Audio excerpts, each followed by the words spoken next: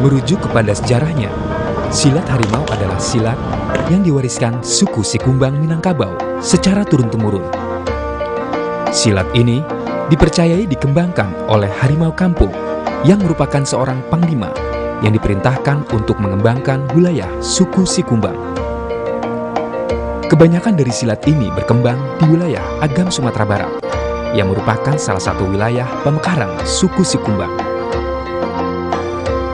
Itu sebabnya daerah Agam mempunyai lambang harimau sebagai lambang daerah mereka. Sebetulnya memang silat harimau ini kan diajarkan kepada klan dari suku. Misalnya suku Sikumbang itu juga dipilih.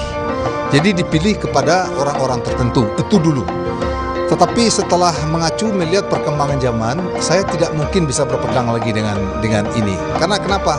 Kalau saya berpegang dengan tradisi ini, mungkin tidak bakalan berkembang yang namanya silat harimau. Dahulu silat harimau diajarkan secara diam-diam, sebab jurus silat harimau sangat berbahaya. Silat harimau mempunyai senjata khas yang merupakan perpanjangan dari kuku harimau, yaitu karambik. Sangat banyak jurus-jurus silat harimau. Silat harimau selalu beradaptasi dengan lingkungan tempat ia dimainkan. Kalau silat harimau tidak bisa dihitung berapa jurusnya karena dia adalah menyesuaikan dengan alam.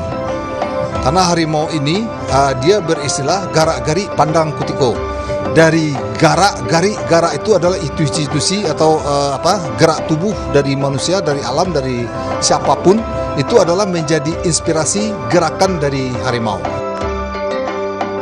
Bagian tusuk itu adalah di kunciannya, karena di kuncian itu kan bergelutnya harus benar-benar teliti dan lincah. Yang seperti tadi yang saya pernah bilang, di saat harimau ada gerakan main bawah. Di saat main bawah itu kita terus lincah. Kalau misalnya kita nggak lincah, nanti kita akan kena sama lawan kita sendiri. Seorang calon murid yang akan belajar harus membawa sirih lengkap, pisau, beras, kain putih, ayam biriang atau ayam jago, dan jeruk kuku harimau sebagai syaratnya. Bukan sebagai unsur klinik, tapi syarat-syarat tersebut merupakan pelajaran dasar bagi calon murid agar tidak menjadi orang yang angkuh setelah pandai bersilat. Kiblatnya harus selalu kepada Siri ini adalah berlambang, filosofinya di sini sangat luas sekali.